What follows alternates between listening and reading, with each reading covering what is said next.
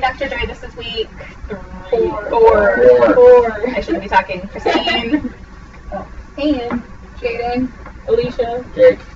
Alright, there we go. So we're starting out with chapter 8. What can we remember from that? Poetry.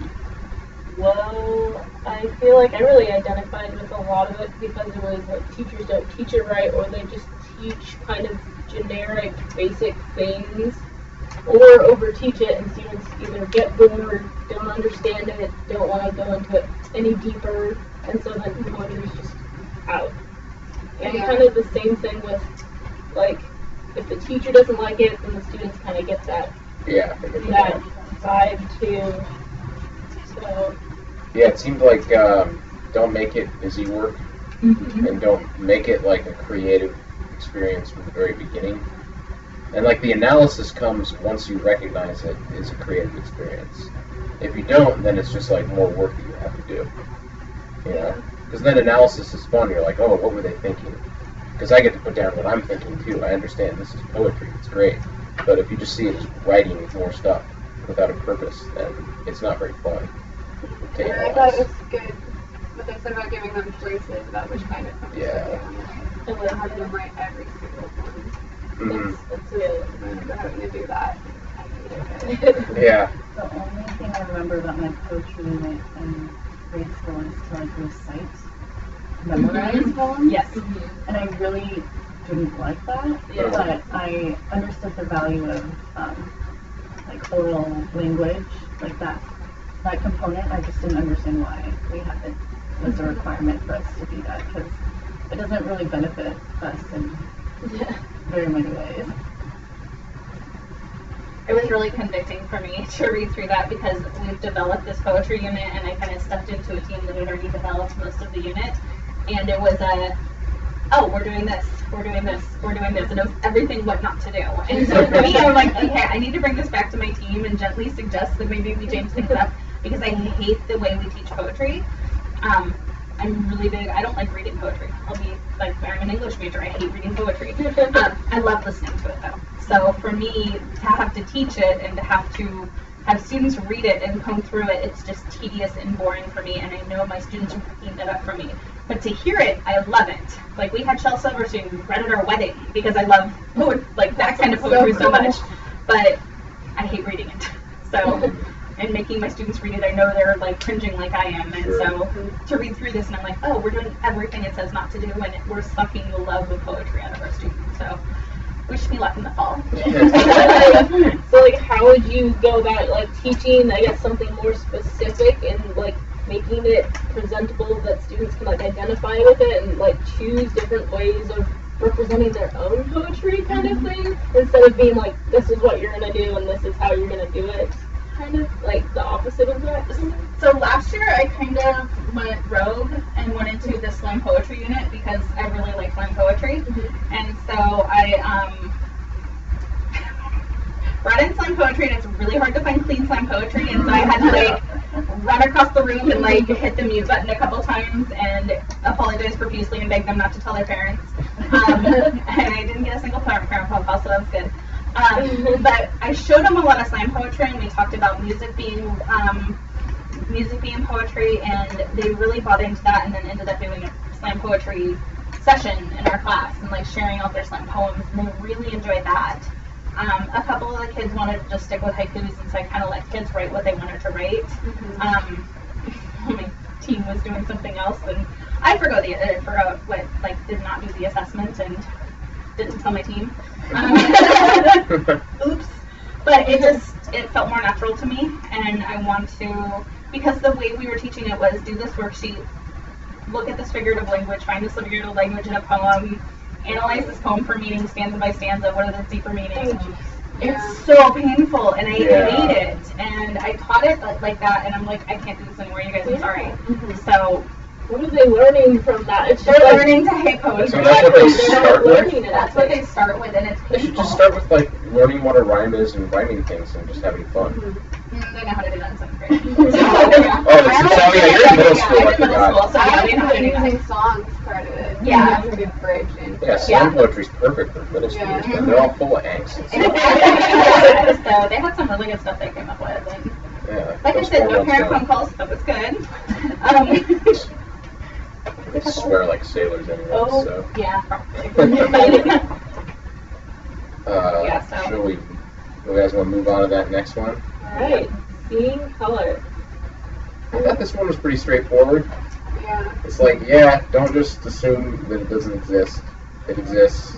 It's okay. It's okay to talk about it and say that it exists and recognize differences and similarities and understand each other. I felt like I was doing everything I've been told not to do. Yeah. Because I've always been told, no, you don't see it, you're not supposed to recognize it, like, everyone's the same, and now I'm being told, no, acknowledge everyone's differences. I'm like, so what am I supposed to do? Am I supposed Yeah. to, like, who am I going to offend, who am I not going to offend? I definitely talked about that in my post, and I Yeah. talked about, sorry, that it made me kind of uncomfortable that someone would just ignore that, like, Yeah. color, because it's a part of who they are, but it's not, like, as teachers, we just have to be really careful to not reduce them to just Yeah. their skin color. And I kind of, I think I also tied that into,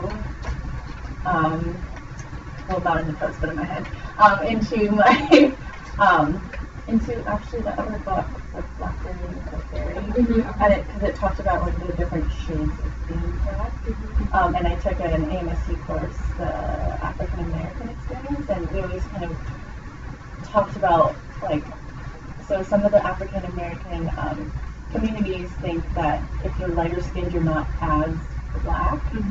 So I kind of tied that into another book. Yeah.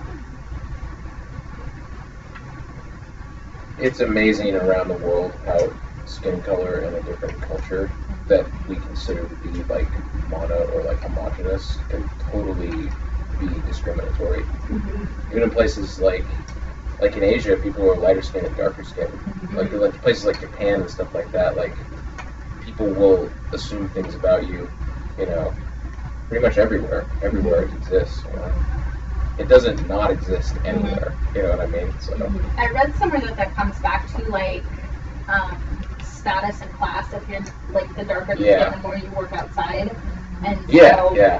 then therefore you were considered lower class, and if you were, like, paler, you had an inside job, so you were obviously higher class. yeah. And so I don't know if it's actually true, but that's what I read. Oh yeah, absolutely. I mean, there's something interesting about that because in Singapore, a lot of Asian women will put on whitening cream, so they're not as dark. Yeah. And so that just made me think of that and how I guess that makes me feel like people are trying to be more Americanized or westernized in that sense. It all comes from this like European idea of black being evil and white being good as well. But then if you're white, you're trying to get tan. So. Yeah. Is it funny? Yeah. And that's considered a sign of success. I mean, No, that's a sign of success, yeah. To be white and fat in the Middle Ages would be a very successful because you had food. Yeah, exactly. You didn't have to go outside. Pretty much. It kind of reminds me of that video. I can't remember what it's called, but it's like an interview of young children, and they have two different dolls. Oh, yeah, I I saw saw that, that. yeah, and which one's good and which one's bad, and yes, it was heartbreaking. Heartbreaking. You just Yes. oh, it's so sad. But they, I think it was an African American girl. She picked up the bad doll, which was the African, you know, the doll with the darker skin, and she looked so like. I think they asked her, "Which one are you?" And she like hesitated for a second because, you know, like after being asked which one was good and which one was bad, she picked up like the darker doll and she like looked so ashamed. Yeah, Like, Yeah. it was horrible. I remember that. So sad. I remember seeing that in a class. I think it was 310. Yeah, that's where it was, I believe. That's where a lot of some of the three Yeah. are from too. Mhm. Yeah. Like that Peggy. Macintosh. Yeah, that one. I guess we could talk about now. That makes me think of like when I was little, I'd always have a white baby doll, and eventually I got a black one. I was so happy. It was just so silly, and just things like that, like make you think about like I don't know, just race and culture and Yeah. And how our thoughts of things. And condition as well. Exactly. Yeah. It's pretty nuts. Where does that come from? Like, is there just this eternal cycle that just builds on itself, and that's what really causes the conditioning? Like, people are conditioned as kids, they grow up, and then they become the conditioners. Is that how it works? I don't know. See, I was, well, even you guys kind of know this about me, except you, I was raised kind of differently, and so my mom actually sewed my doll, and that's what I had for a doll, and it looked just like me, and my sisters looked just like her, and my other sisters looked just like her. And that's what we had. And so we had 3 different dolls that looked 3 different ways. But it all looked just like us. And so, like, for me, I never even thought about going to the store to buy a doll that looked like me or didn't look like me because it wasn't part of my culture and wasn't part of my surroundings. Barbie dolls. Because we didn't, yeah. I didn't know Barbie dolls existed until I went to a friend's house, and I'm like, what is that thing? Ew, like, what kind of terror? Tiny Like, little bury feet that. and giant arms. And, like, Exactly. huge torso. Exactly. my parents got me a Barbie doll. And hair, like, down to I their just wanted knee. one. Like, It was what's so up cool. with that? I'd make him, like, fight. I didn't even know what it really was. I was just like, I want that, I want that, I want that. And finally my mom was like, fine, I'll get you a Barbie doll. Okay.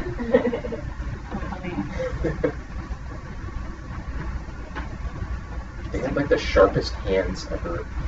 They're like that. You could poke yourself, punch yourself with it accidentally. So dangerous back then. I feel like one of the really big things I guess from seeing color was like, I mean you said a lot of them, but like not just ignoring color is not accepting it or understanding it or embracing it. It's like, oh okay, everyone's the same and they don't have, like skin doesn't matter. And it's like so interesting, like to see it from like both ways. Like, like Mm-hmm. my brain's like, what? Like this way, that way? I don't even know. But like, And from my experience, is it going to change again in 10 years?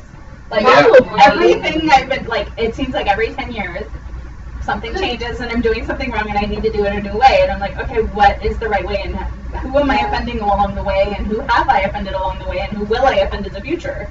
Because I'm not doing the right thing. That was actually one of my questions from Joy. Like, how do you like embrace their culture without like crossing that line and making Yeah. them feel uncomfortable?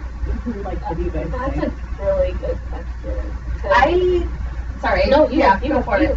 I tend to ask my students a lot about themselves. I had just last year in one of my linguistics classes, I had to do a report on Michoacan and the Mixtecs just below that. And I have 2 students that are Mixteco.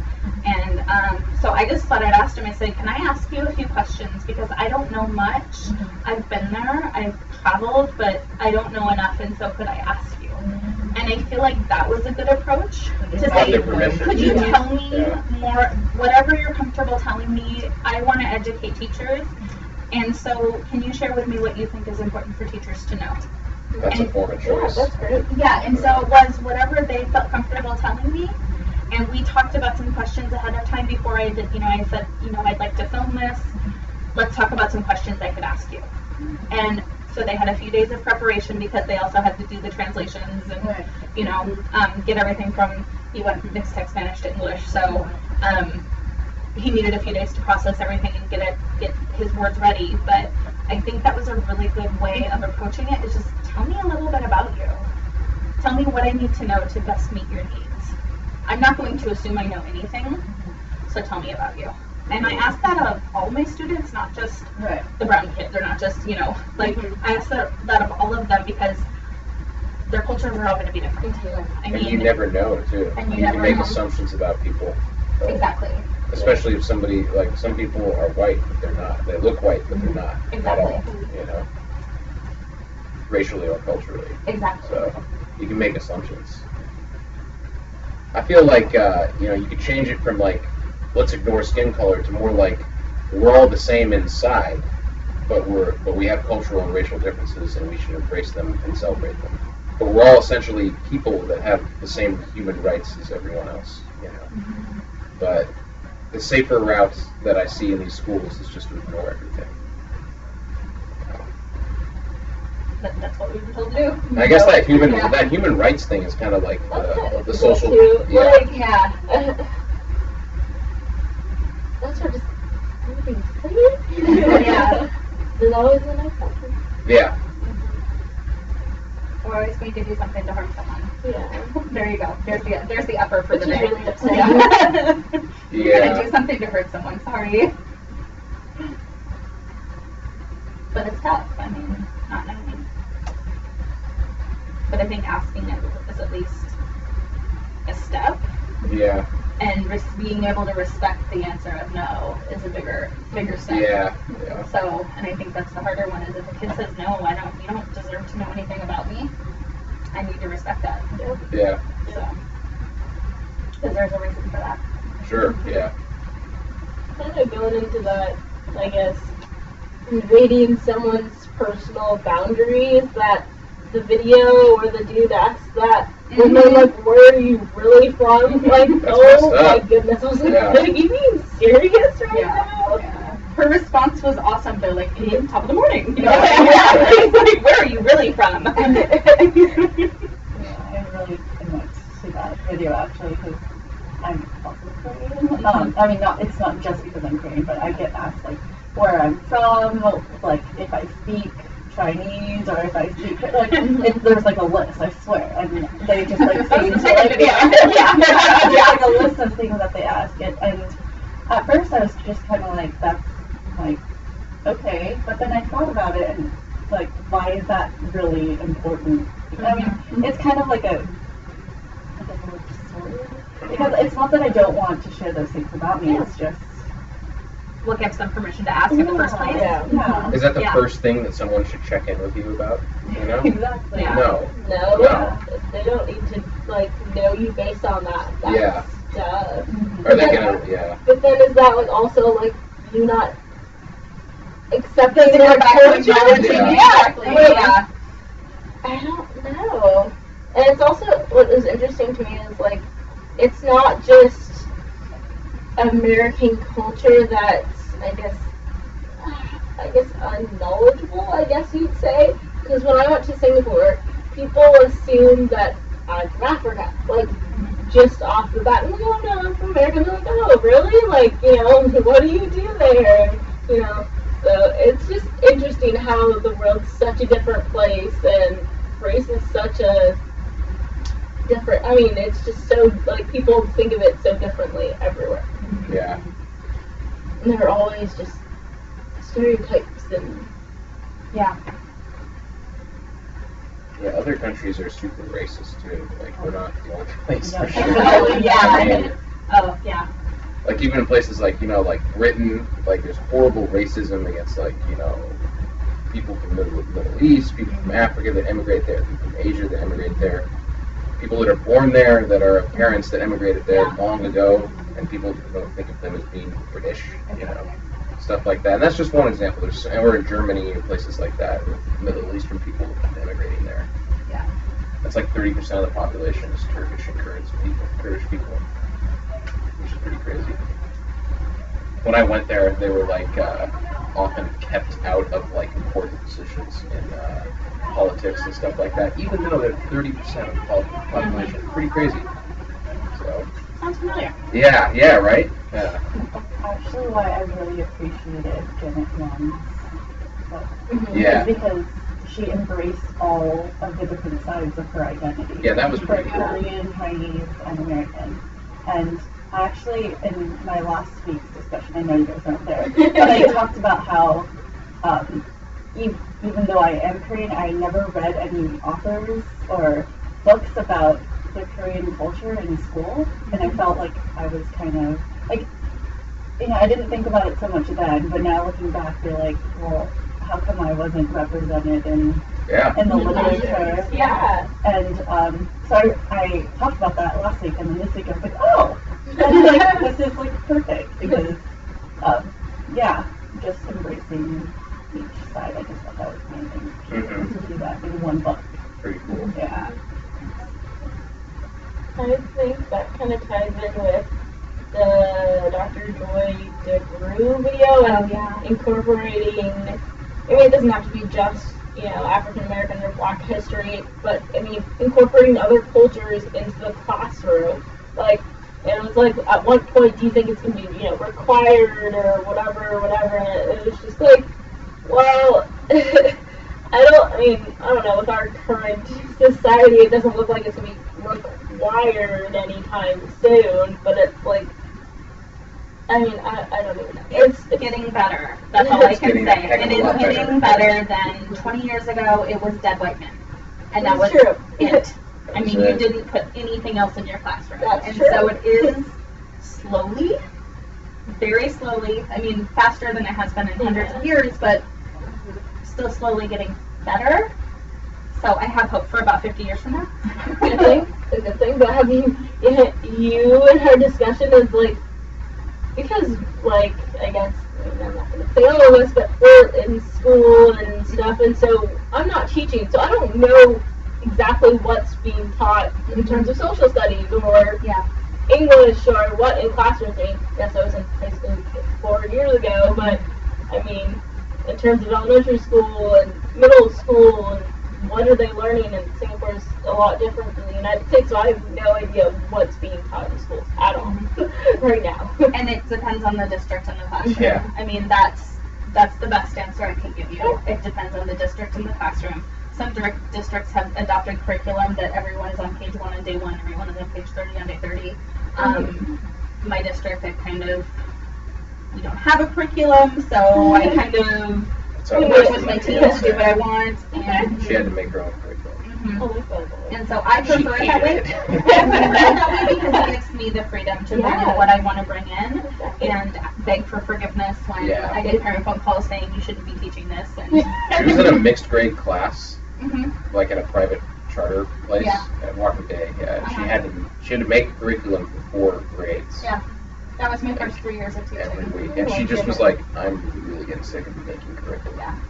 I taught 7th through 12th grade my first 3 years, and it was a mixed grade class, so 6 periods were mixed classrooms. It So was like 2nd, Yeah, 4th, that and makes sense. 6th, Yep. and that, right? and It's it a was long span. you do what you do. Yeah. So, but I enjoy writing the curriculum. I prefer it that way. I don't like some of the things like that Bellingham does, for instance. I'll throw them under the bus right now because both my kids went there.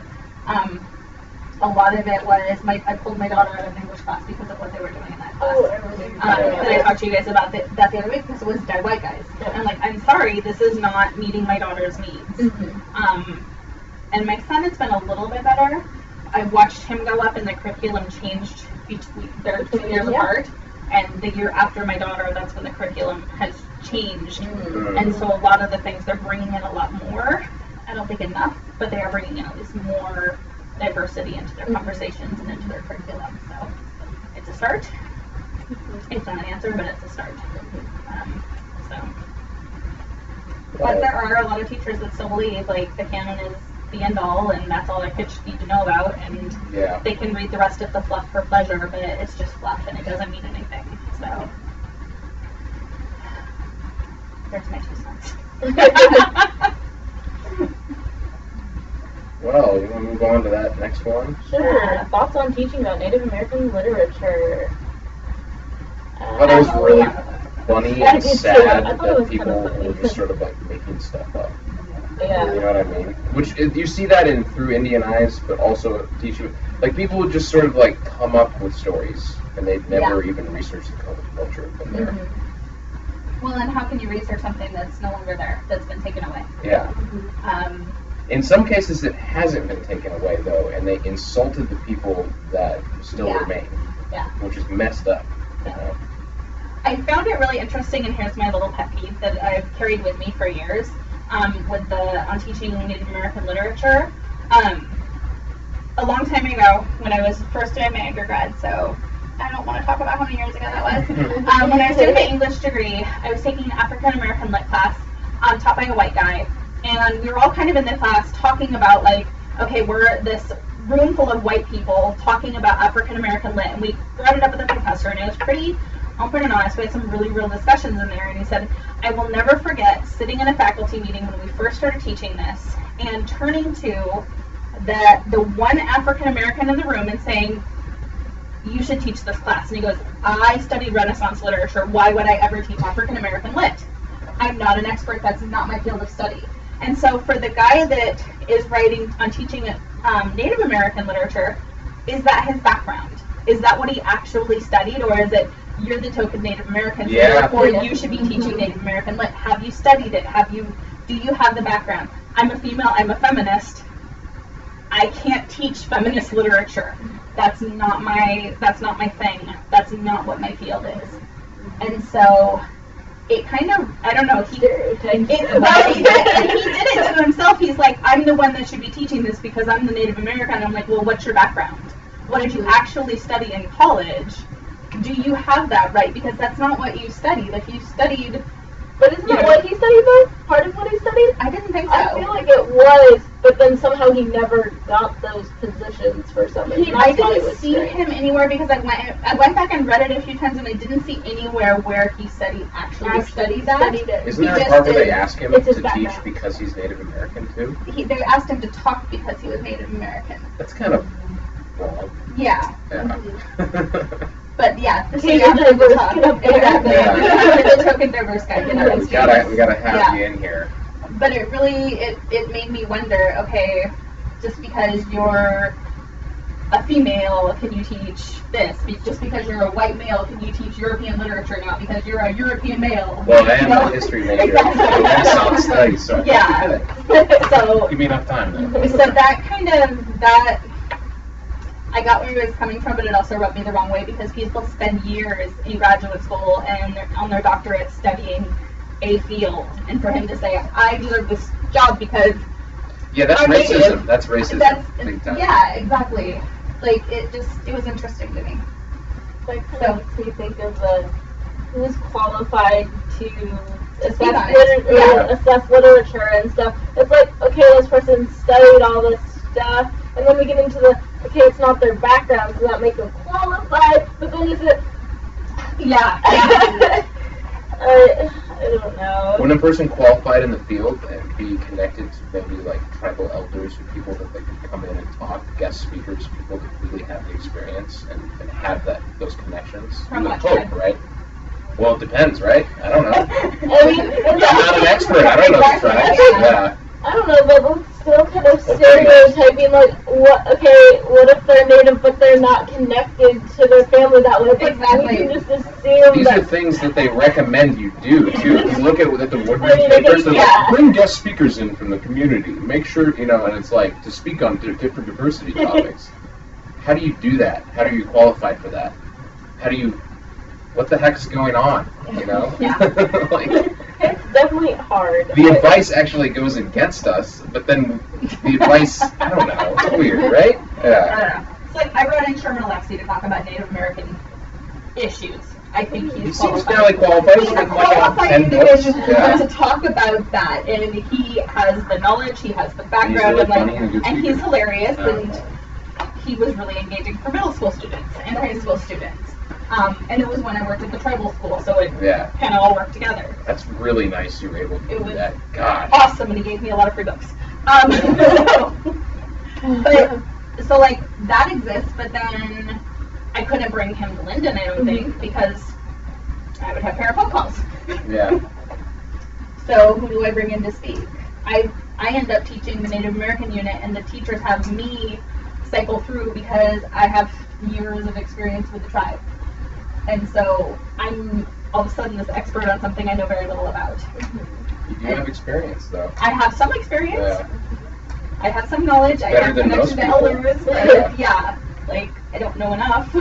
I like what that article, or I guess it was a book. And that's what I liked from that book was like, it's not only just teaching the content, but making it more of a cultural experience. Like, you're supposed to actually learn something about the culture and not just More about this, or Yeah. here's just a, they do this.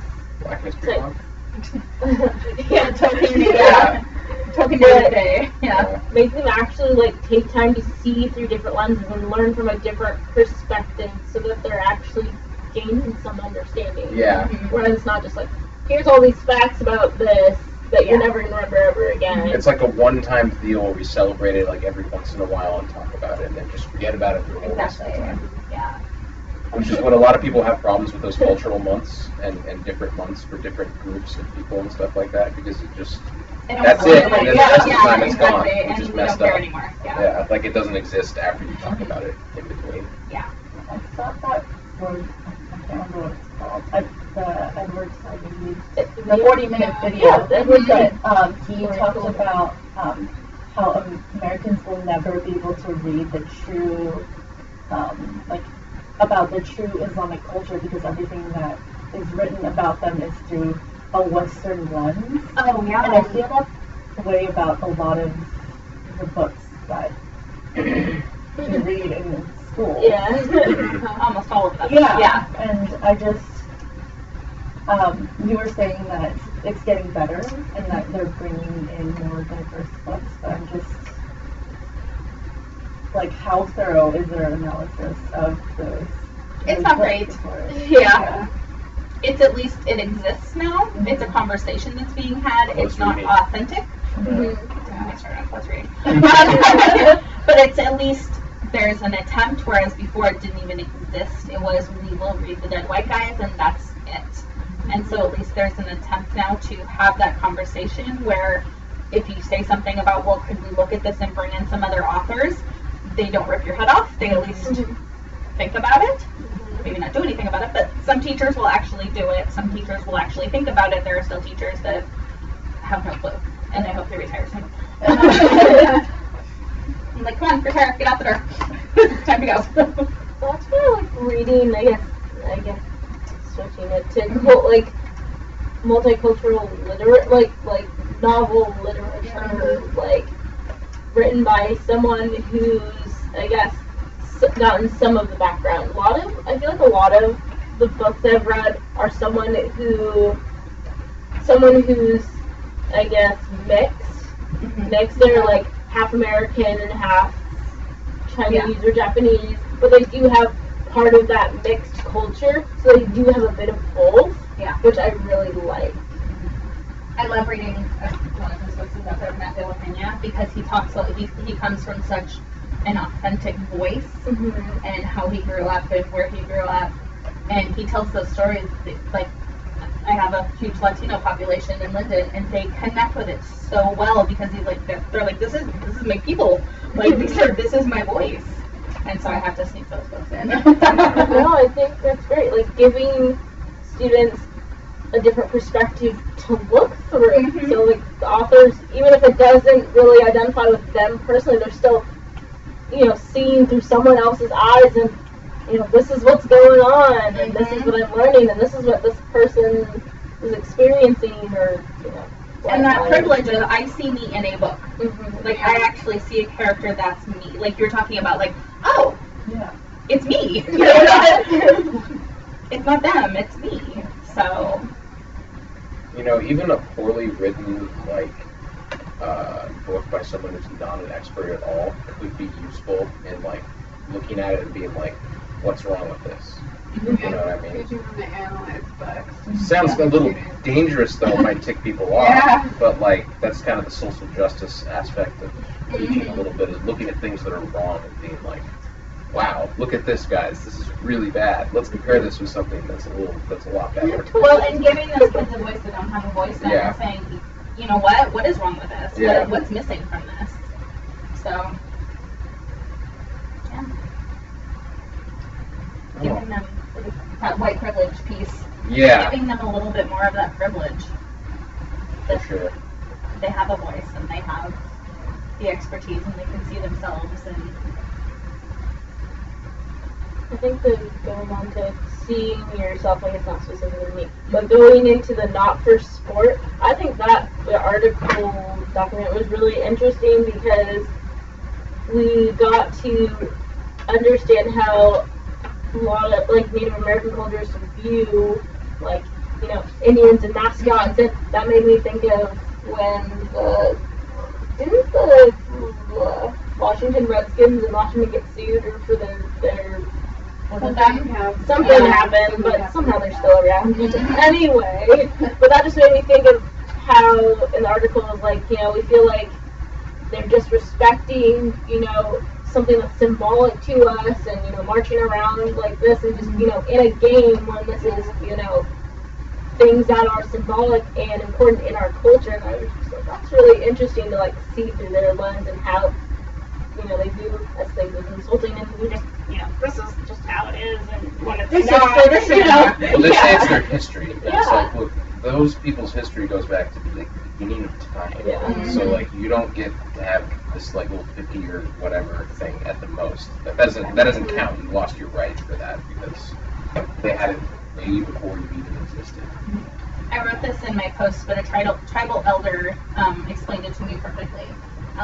And what they compared it to was most mascots are animals or characters, and then they're Indians. And they said it's so dehumanizing to be put in that box where they were treated like animals, they were caged, they were kicked off their land, they were stripped of everything that they knew.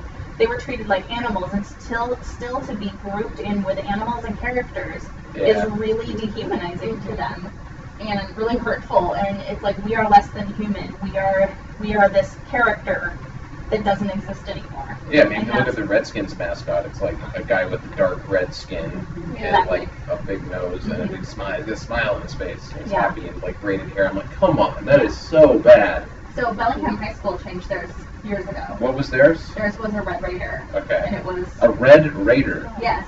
Okay. And they're still the Red Raiders, but now they're a bird of some sort.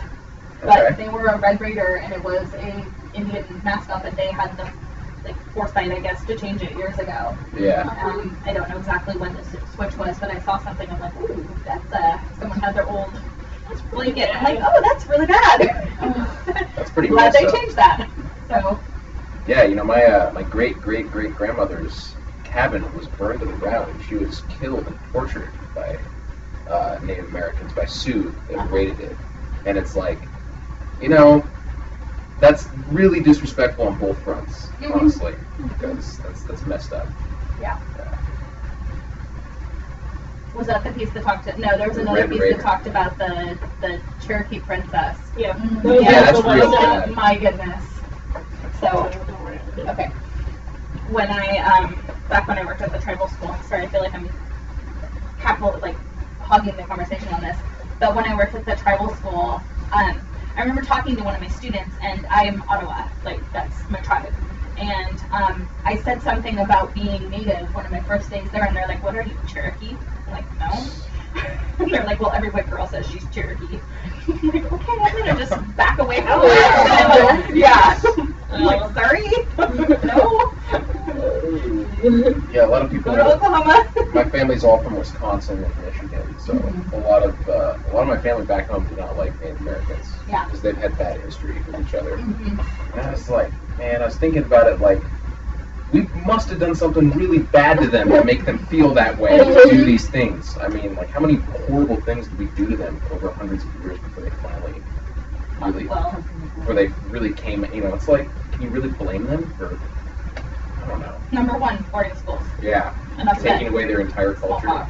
Culture, language, religion, betrayal, land. Yeah. Shall I go on? I feel like it's so, I don't even know, how to even make sense of this, but, Native Americans are treated pretty much like Hispanic people in the United States, and it's like, they were here before we were, and we're calling all these shots. That doesn't make sense. Doesn't make sense. And it kind of playing into that article where these people are just writing whatever they want about Native Americans. Yeah. And it's like, it shows you that the people who are in control get to make all these decisions, and the people that are disenfranchised can't do anything about it. Yeah. Especially before the internet and stuff like that, in the 50s and stuff. You see some of those drawings they did? Those are ridiculous. Those are horrible. And that was they just got away with it for 50 years. It's And crazy. another thing I really question when bringing Native culture into the classroom is they talked about some things aren't to be shared. And Yeah. one thing I was told when I worked at the tribe is I had questions and I would be asking questions and they're like, that's not your business. And I'm like, okay, Fair enough. fair enough. Yeah. But what was explained to me was if white people don't know about it, they can't take it away. Yeah. And their culture got taken away once because they shared it, so they're not going to share it a second time around. Lesson learned. Yeah. If they don't know it exists, they can't take it away. And so that's their take on a lot of things. So there is a lot of things we can't teach because we're just never going to know. And it's not our right to know and it's not our privilege to know. Yeah. And so as a teacher, that makes it difficult to incorporate culture when there's culture we don't even know about. And we're not allowed to know about. So And for a fairly good reason. a very, So it's not very really- justified reason. Yeah. Yeah. What can you really say? Yeah. There were some horrible atrocities. It's like, Evan, like, how, like, okay, if we're trying to incorporate so much diversity, what do we just need to, like, have everyone go out and learn stuff and come back with? Like, there's only so much you can learn, like, there's this whole, like, you can only learn so much if you're not in that culture. There's only Exactly. so much you can make sense of and have other people understand, and that's just, like, it's so difficult, but, like, it still needs to be done, so it's, Just look at the diversity amongst teachers.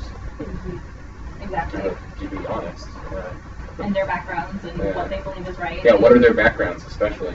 There Where was they a- come from? There was something really interesting that was done just in our school building, talking about where we're coming from as teachers, and they did this survey of like, what's the most important thing about teaching? And it was like content, it was getting kids worldviews, and I don't remember all of them. It was teaching them religious values in a public school. That was one of them. Wow. Really? Yeah. It was teaching them how to. I don't remember all of them, but it was basically like it was all these different lenses that teachers came to teach. And so we had teachers in a public school that said, my number one goal of teaching a child is to teach them how to be strong Christians. My number one, this is a public school. My number one goal, and I think, I came at it as I want them to be good people in the world. Like that was my goal as a teacher has nothing to do with content, has nothing to do with passing a test. Some of the teachers were like, I want them to pass their test. I was like, I want them to be good people when they grow up. Members of society. I really don't care about their test scores. Sorry. Sorry, men with, helicopters coming to get me now. But I really, I want them to be caring members of society. But there were all these different views of just the teachers in my building. yeah. Things I wouldn't think about. That's nuts. In a public school. In a public school, well, it's London. Yeah, it is Linden, for But sure. it was really interesting to see that diversity among the staff. Yeah. That's the lens they're teaching through. I think that's really interesting because, like, my dad, he grew up Christian, but, sorry, this is funny, but he married my mom and she's just not religious at all. And so they kind of had that, what are we going to do with their kids, thing, and so we're not really religious. We say we're Christian, but we don't go to church. We used to, but my mom doesn't like it. So I don't know, I guess we're atheists, kind of, but so my dad in Singapore, they teach 5 major religions, even though there's like a billion more, but they teach the 5, so everyone has an understanding of multiple religions, and then they go on temple tours, and they go to all these different places, and I think that's really interesting, and I'm just thinking, my dad doesn't bring any of that to the classroom, because Yeah, he when was just, the last time you did that in the U.S.? he doesn't, Yeah. said anything. And it's like, I guess he wouldn't bring anything on that particular, like, lens to the classroom because he doesn't favor any of those things. You know what I mean? He doesn't have a personal, like, you should be this because he's not I like that. think AP World History teaches that. I'm trying to think of, like, Yeah. was that your AP class? I But never remember. I know both of my kids have taken that in high school. Yeah. But that was the only time that's ever been addressed. I remember learning about cultures, but I don't remember learning that much about religions. Yeah. What they believe I in didn't. and where they came from. Not where I was from. Not in high school, for sure. Yeah. just I know And both that- of my kids have had that in one of Yeah. their classes.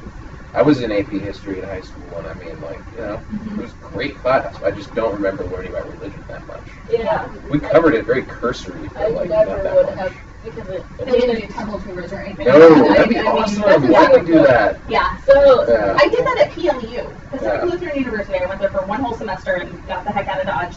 But we had to go 2 or 3 different, we had to take a religious studies class and we had to go study 3 different religions and go to their services. yeah. And it was really interesting. There's a Greek Orthodox church, there's a mosque in Bellingham, and there's a Buddhist temple in Bellingham. Yeah. It's inside of like just a normal looking building. Yeah. Like, you can go to all those places Exactly. and more, you know. And learned so They're much. right there. I went through like a good class. It was, the guy was super nice, and he told us a lot of other religions. They actually did that, so I do go to church. But at my church, they actually did that. They brought in, I think, 7 different religions, an atheist, and then like 6 other religions, and had everyone talk about their beliefs. And it was a really amazing. It was really powerful to me because I'm like, this is showing you that like we're not so different. Like That's what should be everyone, happening. exactly.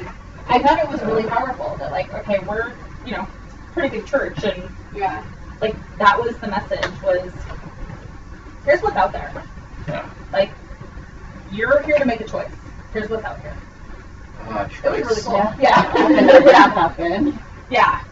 Well, we got a little bit of time left. We can talk about the very last one, What was that? white privilege. White privilege. Oh, yes, Let's I go like there. that one. Oh, the knapsack. I enjoyed this article, and I talked about this. I don't think that it has this viewpoint. I hope that it doesn't, but I don't like feeling guilty for being a white male. I like to be aware of what has happened in history and what we've done, but I don't feel like I should be guilty for something I had no choice in becoming. That is my take on this. Other than that, I completely agree with this article and enjoyed it. I've read this article before, and that's just how I feel. I think sorry. No, you go. Go for it. You Go. Oh, no, I was just gonna say it's quick, but like, I feel like I've heard other people say the opposite, that they do feel guilty, Yeah. and they wish they didn't have that privilege.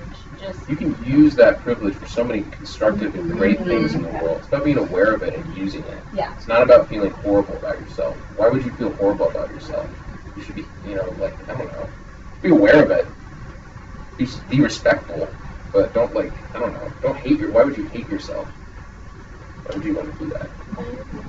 Yeah. Especially if you didn't do anything. Yeah. It's just. what I didn't make a choice like, oh yeah, I want to be a white male. I'm out. Yeah. No, Lottery. I mean, here I am, and I just have to, this is what I am, and so I'll do the best I can. That's all. And I know some people would really disagree with me on that, but that's just how I feel. What I've always found, and not withstanding what you just said, Yeah. sorry, don't take this offensively. I don't. But what I found the most is white males have the biggest issue with the idea of white privilege. From the conversations I've had, they are the ones to adamantly, like, they will defend it to the grave. There is no such thing. It does not How do they exist. defend it? It doesn't exist. Yeah. It is made up. Because it exists. It It exists. exists. Yeah, Nothing has like- ever existed more than that. And I'm like, oh my Yeah. gosh, just right before I got here, we had to tell my female workout instructor to have someone with her because there was a man standing outside watching our workout. And I'm like, we need to keep her safe. If there was a male instructor there, we wouldn't be having that conversation. Like, there you go. what if he didn't feel safe though? I don't think we would have had the same conversation though. Yeah. Like, that 7 of us all surrounded her and we're like, be aware of that guy who's Yeah. standing there watching. He gives me the creeps. You need to make sure. Yeah, you're my alone." fiance went to Portland by herself with her best friend recently, and they got followed and catcalled by guys Yep. all over, Yep. like sexually too. Yep. That's messed up, for sure. That's reality. Would that have happened if I were with them? Who knows? No. Probably No. not. Because they wouldn't have taken it as a sign of weakness. Exactly. Yeah, and that's pretty messed up, for sure. Yeah. I am completely aware that white privilege is a thing. That's good. That's good. Yeah. I'm not going to hate myself. Yeah. I believe that in life you should love yourself, and I'm not going to hate myself for it, but I'm going to be aware of it. That's all. I think Joy also talked about us being privileged in other ways. Sure. And I Yeah. talked about how we're all technically. Well, Yeah, we have this place in our life that we're allowed to do this. We're given this gift of an education. We're given this gift of the freedom to have an education. I mean, as females sitting here, that's better than most of the world. I mean, Yeah. that we're actually allowed an education. That's pretty cool.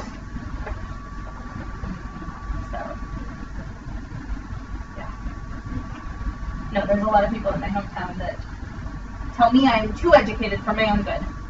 Too educated. I am too educated for my own good. I just need to know my place, which is at the house, barefoot in the kitchen. I realized that you could be too educated. Apparently you can. I've been told that.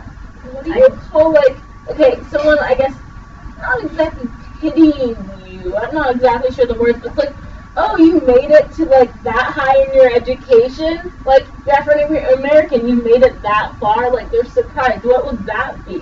Like, I feel like that's such a form of judgment. Like, Yeah. like that. You've oh, already good made for so many you. comments. Oh, honey, you're I not. don't know what you call that, though. Like, I think that's prejudice. I think Yeah. That's pretty dang racist, honestly. That's- That's yeah. making assumptions That's about you. making Yeah. assumptions that I'm sorry, you're African American, therefore you are not allowed to go above, 16 and pregnant, or, yeah.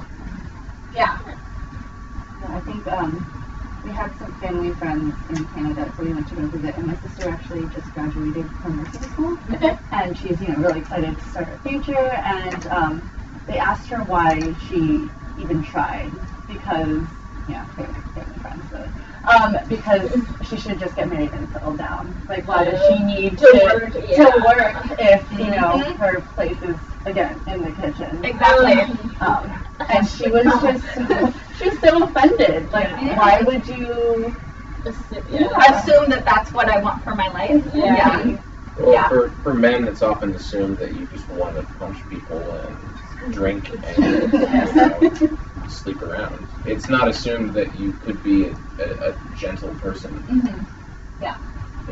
and just want to love and be loved. That's also some conditioning that men receive as they grow up. Very much so. Yeah, The boys will be boys. I think that is that's the as a worst thing ever. parent, Yeah, that is one thing that kid will tell you. I never put up with it. Like, I don't care yeah. what your friends are doing. Not allowed in my home. Kids will be kids. I'm okay with Kids will that. be kids. Yeah, But I have the same expectation of you and your sister. yeah, yeah. So, Going off what you said, I read in the LN 401, we were reading this story, and the guy, it says, what is it, The Last Kiss. So, I mean, like, oh, okay, this is probably about, some guy's story about his last girlfriend he kissed or something like that, but it was the story of how he got his last, kiss when he was a child from his dad, and how that affected him. And so that was, really interesting to me, he can still go to his mom and ask for a kiss, but, when he, his dad was like, good night, go to bed, see you later. And it was just really interesting to me, at what point did that happen, and how that really affected him, and how kind of socially that's just, kissing, your mom's the one that kisses you, and once you're too old, your dad doesn't kiss you good night anymore. Yeah. So that was just really interesting to make me think about that. Honestly, as men, we are surrounded constantly by media that conditions us to be violent and dominate and just destroy everything. Seriously, it's really messed up. I mean, look at any video game that has action in it, practically. It's gotten a lot better recently, by the way. But look at almost any action movie. well, in the Seriously. progression of action movies over time, I did this media literacy unit a few years back. And I talked about Rambo 1. I think there were 3 murders Yeah, that were shown. 3. that's Rambo. such a good movie. I love that movie. And Rambo 2, and I don't remember the numbers, that popped up to hundreds or thousands. Yeah, By the third same one, with it was Die Hard 2. Exactly. Yeah. Like, Wow. Compare Die Hard 1 Yeah. to Die Hard 2. It's like Die Hard 2, 200 people get killed. Oh my Die Hard 1, God. it's this 8 guys invade a building that throughout the whole movie they slowly. They dump show, everyone. yeah, exactly. Yeah. But It's the desensitization too, for sure. I mean, look at even something really good films too have it. Like even like I like Terminator a lot. It's about a guy who can't be killed. He goes back and just kills everyone. Yeah. Pretty messed up. Although the hero of the movie is a woman, so that's cool too. Yeah. There you go. Well, what's the feminist one I just saw? I just read about it the other day. It was talking about the top feminist films. I like Aliens. Aliens and That's one of my favorite movies ever. Aliens and what was the other one? It was it's that lawyer movie with Reese Witherspoon.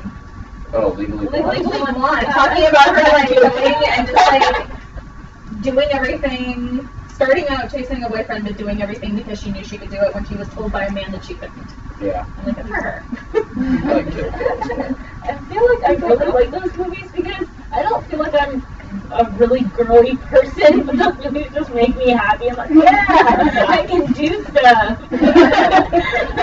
My fiance is the same way. She's not what you would call girly. I've never seen her wear anything pink in my entire life. That kind of, but like she loves Legally Blonde. She's like, oh my god, Legally Blonde. Yeah. I watched it with her. I was like, it's pretty good.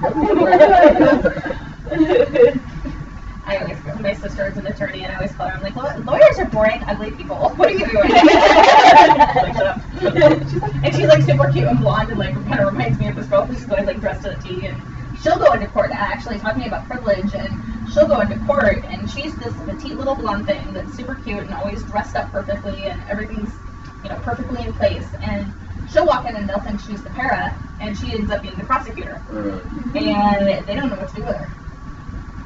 That's So good. the I like attorneys, that. yeah. Throws them off a little bit. Oh yeah. Quite awesome. But she's definitely had to deal with that privilege situation.